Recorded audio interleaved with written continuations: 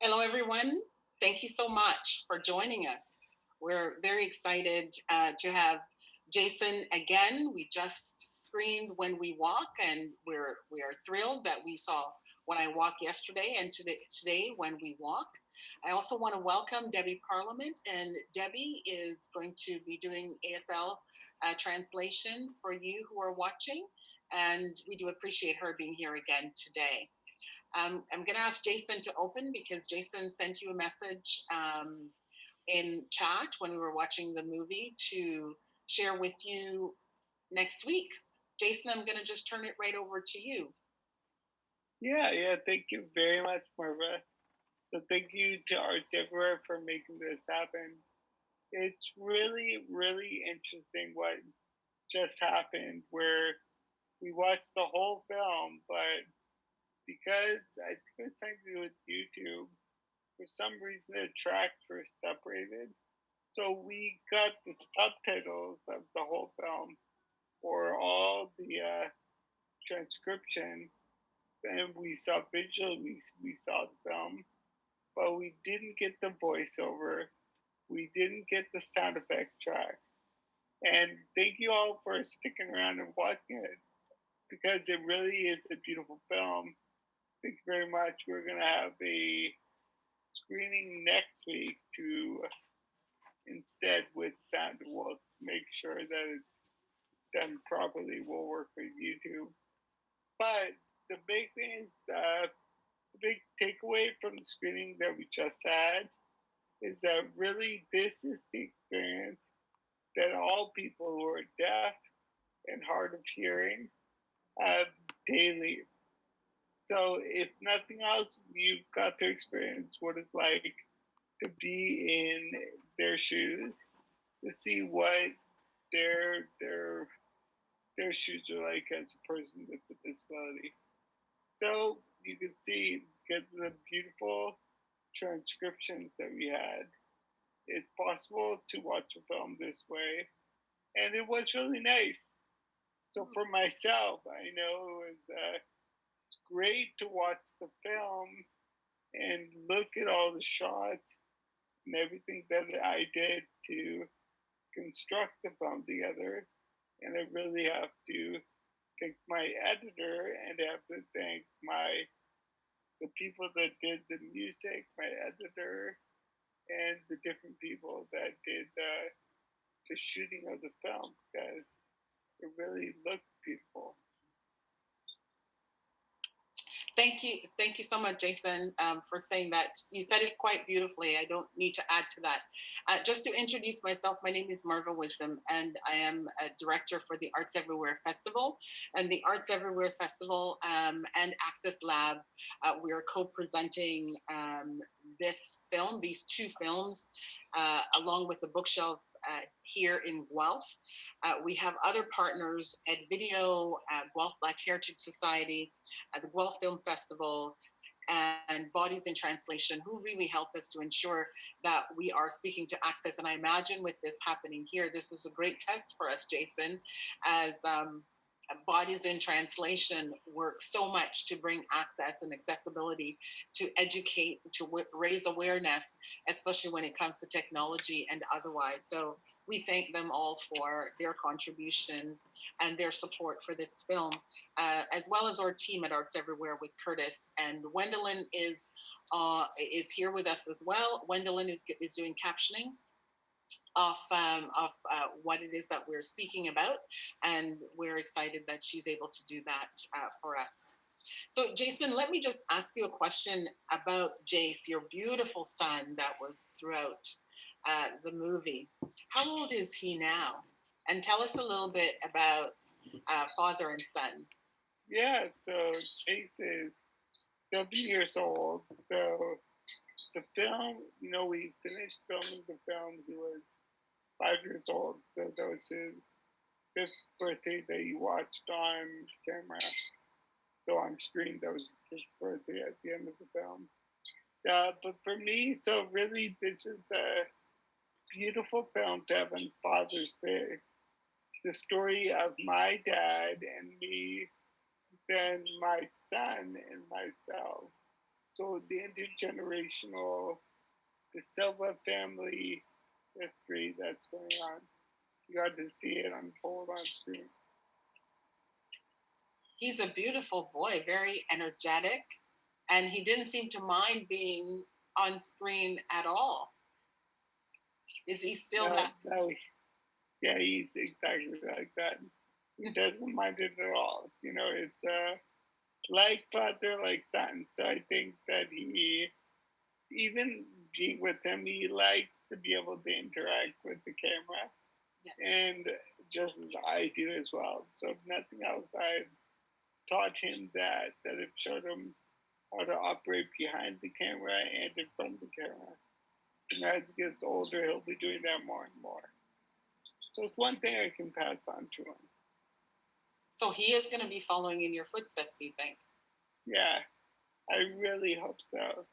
So the important thing is that he's still in Texas. So I'm still here in New York. But the important thing is that I've committed to and I want to be in his life. So the important thing is that just to be around him as much as possible. If it means that I have to go to Texas, if it means that that he has to come here more, I have to just maintain that and just keep him his life. And so you talked about the three generations, and especially now that it's Father's Day, Jason, can you talk a little bit? You talked about your relationship with your son and how you are working together. There are folks who may not have been on the first film when we talked briefly about you and your son doing schoolwork, especially now that children are not in school. I want you to touch on that, but I would also love for you to talk a little bit and share with those who are listening that scene with your father. It was a beautiful scene.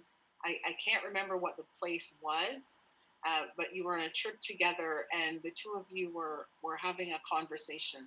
Tell us a little bit about your dad and the relationship that you have with him. Oh yeah, so I grew up with my dad. He's a musician, so I grew up as a piano player, and I got to be around him. I really think that I got the visual, not just the visual, but film is made up of audio and visual. So I really got the audio from being around my dad playing the piano and just a sentiment towards music and towards life. And I try to embody my films with that as well. So it's really our relationship is really strong. So when I was doing this film, my mom is so present in the first film, so I wanted to put my dad in this film.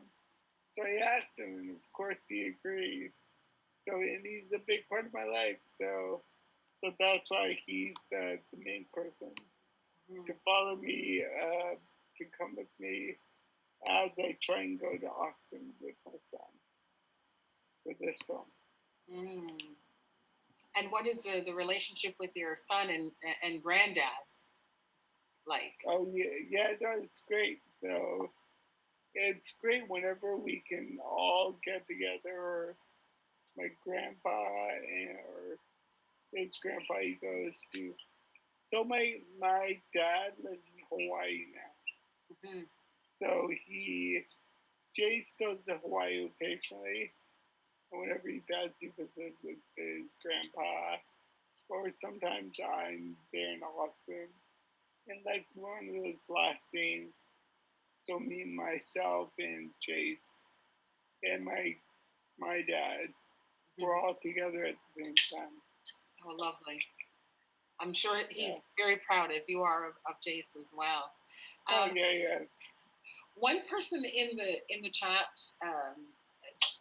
Jason, spoke about Alice, and I do understand that there are different dynamics in relationships, and and time sort of passes, and that was difficult as your relationship broke down, and the move to Texas with Jace.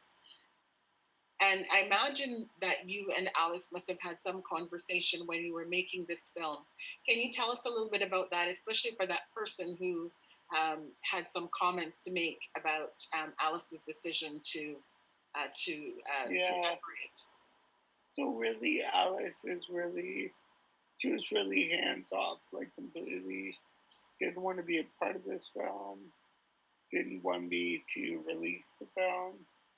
So just because it shows that she went to Texas with my son. Mm. So I just, being the documentarian that I am and believing in the truth and honesty, I just put my world out there, and it's without any spite or with just showing the challenges that I face and continue to face.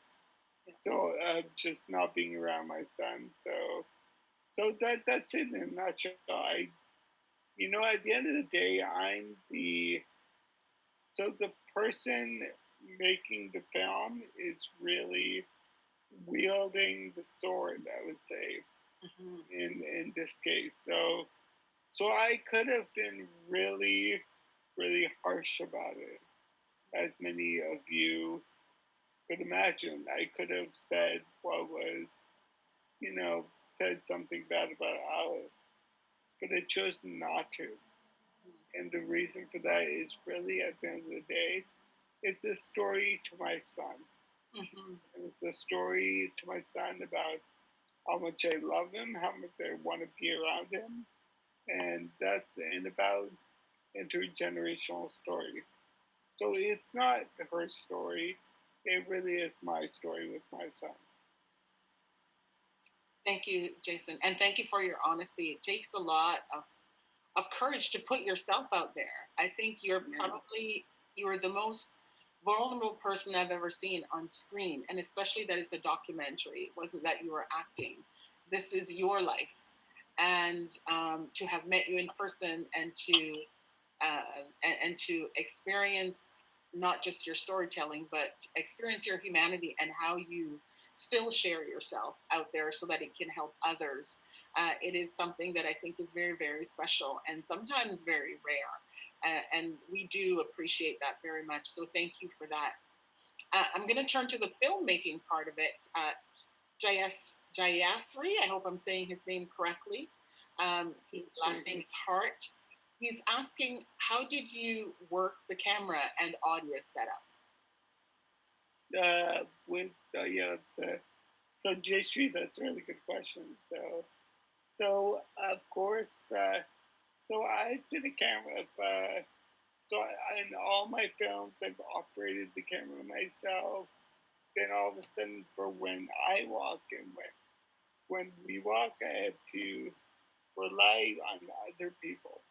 Mhm. And me being the control freak as the director that I am, I can't do that. So I had to pick trusted people, the really good camera operators and editors.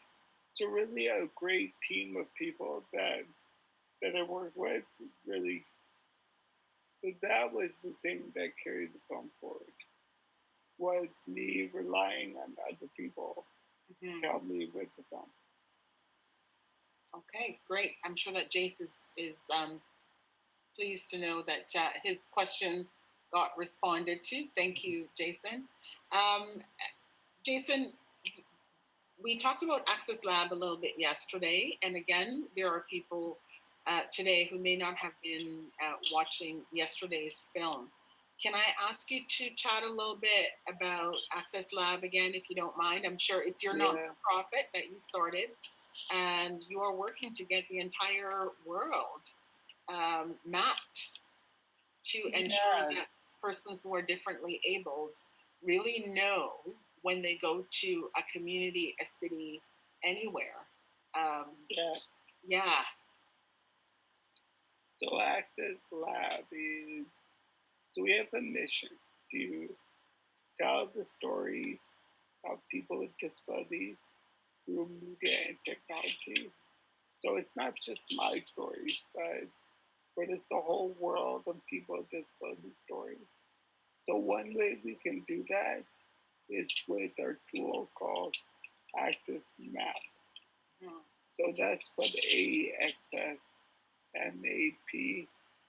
So people could go there. They could rate and review places. So we have, like the numbers are crazy to me. We've done it for 10 years now.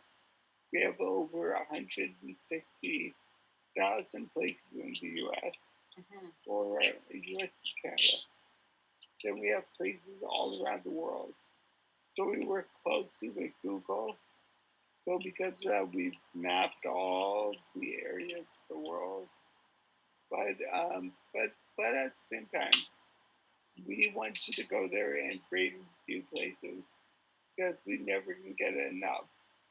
So what myself, for example, when I go to a restaurant, it's going to be different than if somebody without a disability, Mhm. or it's somebody with a stroller, or somebody with low vision. When they go, they'll all have different ratings.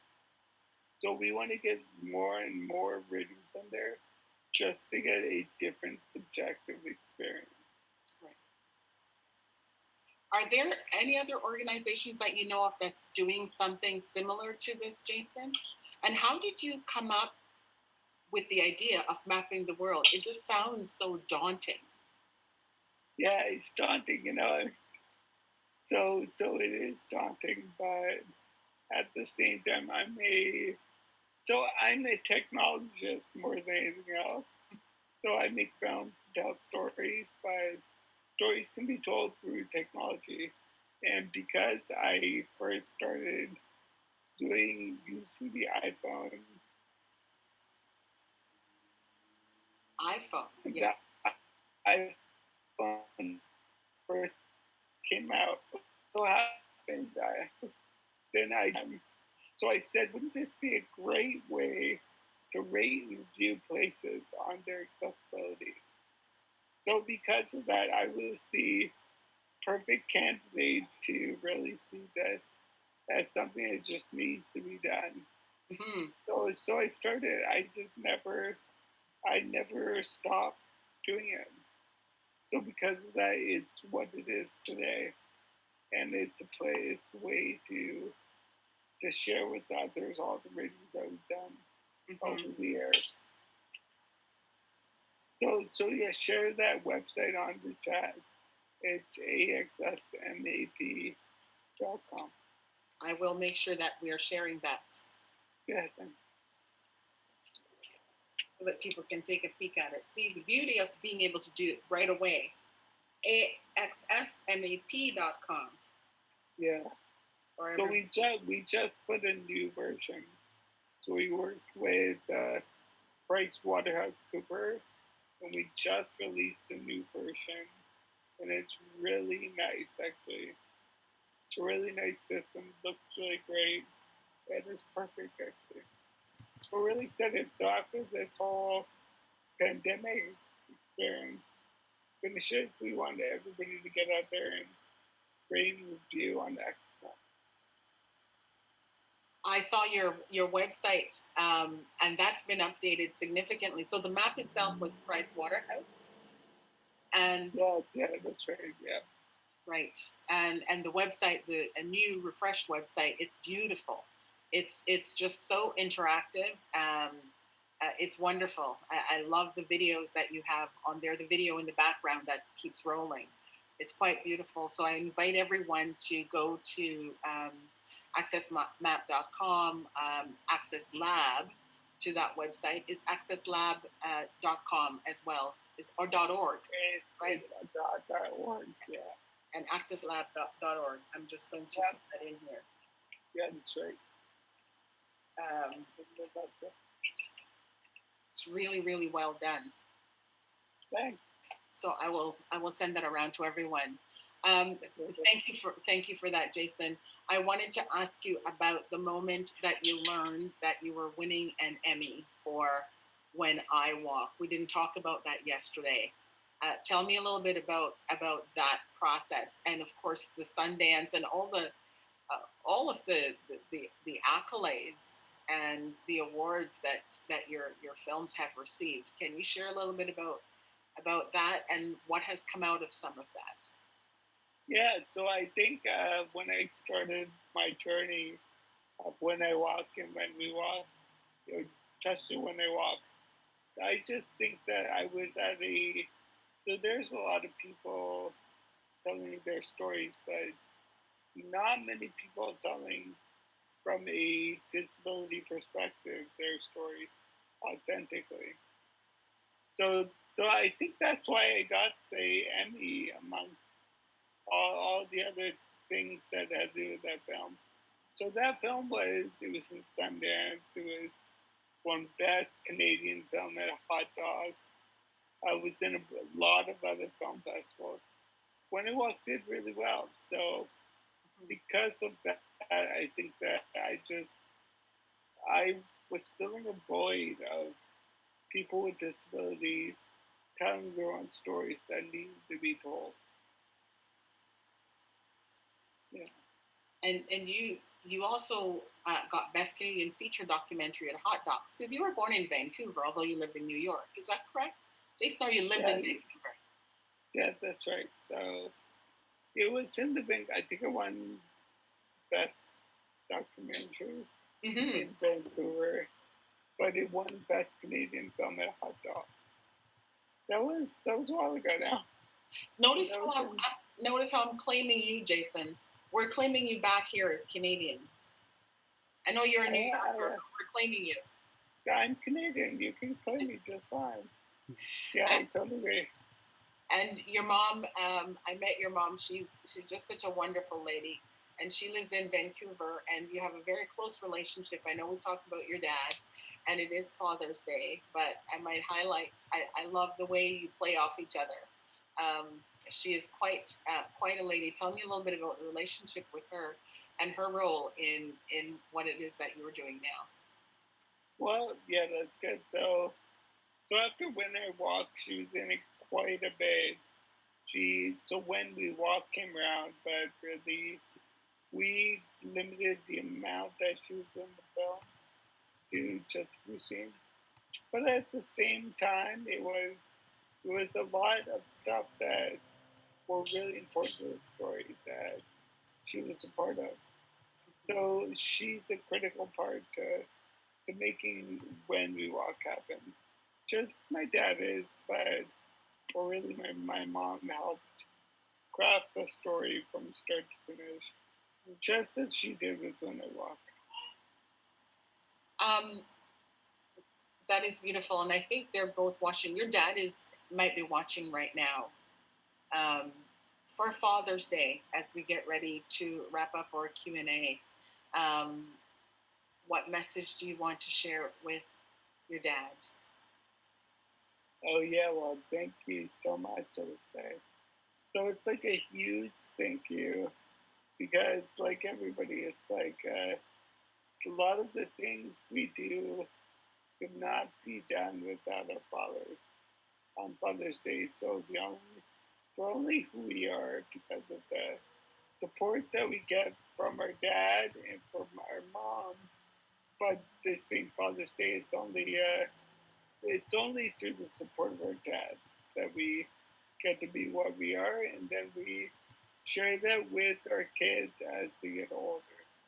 So Jace will be the person that will learn the values that I learned from my dad, and then the generation just keep going. Thank you for that, and thank you, Mr. DaSilva, for allowing us to share your son. We really do appreciate it. He's very special. You did a great job. I'm going to flip really quickly back to a couple of questions came in from folks, and one of the questions is, have you found new technologies that made filming and editing more accessible between When I Walk and When We Walk? That's a good question. So I would say that I have not found new technologies because technology is at a place where it's pretty good right now. So keep in mind that I grew up at a time when we were shooting on film and shooting on big lighting rigs, and it was really difficult. So it was difficult to shoot and edit. So these days are done now, though. I think technology is so accessible now. So anybody could make a film if they have an iPhone or they have like a good phone. They really could make their own films. I don't know if everybody will be able to do that. There's a certain amount of expertise that comes that I would say I want everybody to try and learn the craft of filmmaking as well because it's so accessible now. Everybody can make a good film. Everybody, I know that I can't, Jason, but that's okay. I'll take your word for it, and I'll at least try. You do it practice. I will try. You do it by practice. Another question, Jason, is about your MS. That someone wanted to know how long did it take before you finally got your diagnosis? And Deanna is asking that question. Oh yeah, so Deanna, it was a while actually. So people sometimes, they fall and then they go to their doctor and then, or they have vision troubles. Mm-hmm. They go to their doctor and say that, it's after 2 weeks or so of testing, they find out they have MS. For me, so keep in mind, it was like at the time I just got a film into Sundance. So my first film, my first short, was in Sundance, and I was touring the festival circuit. Then I never even stopped. So my mom can attest to that. From 2003, 2004, I just didn't stop. I was 25 years old. And then finally, I think I was up visiting my family for Christmas. Then I said to my mom and my family that, well, okay, when I get back home, I'll get tested to know what's going on with me. So that's what I did. So it wasn't until 2005 that it was finally diagnosed with MS. So from 2003 winter to 2005, I'm sure I had it because I had the symptoms, but it wasn't diagnosed.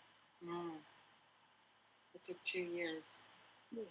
And your family, you were talking about when you were doing Sundance with your mom. So you were in the States a fair bit. Probably by 2003, you were living in the States. When the person was asking whether your family immigrated from India to Canada and then to the USA. I know that your mom's still in Vancouver. We actually immigrated from East Africa. So my mom and dad were born in Africa. So Kenya for my mom, Uganda for my dad, but then I was born in, of all places, Dayton, Ohio. So I was born in Ohio, grew up in South Florida, and then moved to Vancouver, Canada when I was 14. Then moved back again to the States, and I was in New York soon after 9/11 to make a film about 9/11. So it's a long road. It's really, so I could explain it. It's gonna have to. So we're gonna have to do another podcast or another Q&A. Well, we now have next week. So that's right. You can tell your entire story next week. We won't even have a Q&A. We'll just do your talking next week. That's really funny. With a little prompting. Well, I think, do you have anything else that you might want to add, Jason, I wanted to say thank you myself to certainly to Curtis and to Anna and to Wendelin and to your assistant Jody and to your assistant also Mimosa for really for all of us coming together to help make this happen, and thanking you for being very, very accessible and just a dream to work with. We have really enjoyed it. So Arts Everywhere Festival, of course, takes place annually, usually around January, and we are looking toward January 21. We don't know what that will be like for COVID-19. And Jason presented to us in person the end of January of this year, where we had the festival, and we were just so thrilled and delighted. And so for him to come back and to be doing this with us, although it is virtual, we are thrilled that it could happen. We were hoping that we would do this in person, but we all have to live in the new normal with COVID, and it's actually worked quite well. And so we at Arts Everywhere Festival, the work that we do is a culmination of work that is done across the world under the Arts Everywhere platform. And we work to tell stories, we work on social justice issues through the arts and through technology and through looking at being really good environmental stewards. And we ask you to please go to our website and take a look at artseverywhere.ca and you will be able to see some of what we do there, or just Google Arts Everywhere. And we thank Musigetti's Foundation. Musigetti's Foundation is the parent foundation that funds the work that we do, and we appreciate the work of Musigetti's, not only here but across the world. And so I just want to say that thank you, but I want to give the last word to Jason, whether it's just other comments for other dads or or a message to Jace. I look forward to one of these days meeting him, maybe on one of your trips to see us as we get this COVID-19 thing out of the way. So thank you very much. Thank you very much to our Deborah for making this whole thing happen. It's awesome. So you really have a great team there, and sorry that we couldn't be there in person, but this worked out really well. So I would say that on this Father's Day, that all of you, thank you very much for taking the time to be here to celebrate with me my screening and really the intergenerational story that we just told. And please stay tuned. So I know there was a YouTube hiccup this time, but next week we won't have that. So you can watch it again next week, and we'll be there to do a Q&A again. So thank you. Thank you. Thank you so much, Jason. Thank you, Debbie, for being our ASL interpreter. We really appreciate it. And Wendelin for doing captions for us. Thank you, everyone. Bye-bye. We'll talk soon. Please visit all the websites that we have mentioned. Bye-bye. Bye.